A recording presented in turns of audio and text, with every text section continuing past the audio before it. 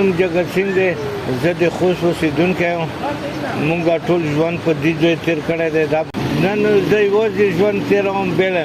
خدای دې خوشحال کړي، خدای دې امارت خوا ټینګه کړي چې د ملک په جوړېدو روان دی جوړ شي. او ماته دویا کار راکړی دی، مینه یې راکړې دی. زه په دغه ځای باندې پرېږدولی یم. زه کوم شکایت ونه نه لرم. زه خاورې ونه غواړم. هغه این کې اوسېږي. والا خو باید داسې و چې ما ته کاناډۍ چانس میلاو شوی او د کله طالبان وخت ته ورسېدو، موږ ډېر کوم هندوان سیکان وروڼه وو، هغه ټول کاناډۍ حکومت بوتللو.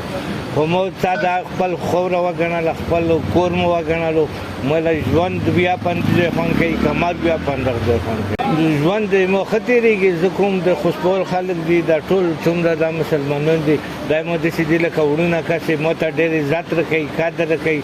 زه دوی نه ډېر خوشحال یم. یو جهان مننه ونه غواړم. ما یو بای کلدیپ سینګ نومیږي، المسایو یو ګروپ سینګ نومیږي، یو بل انت نومیږي. خو شهید و نه خوشحال یم.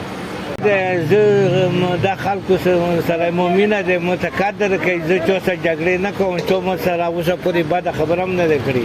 بلکل په افغانستان کې ما ویلم بس ما زړه غواړي چې زه مړه هم دلته شم.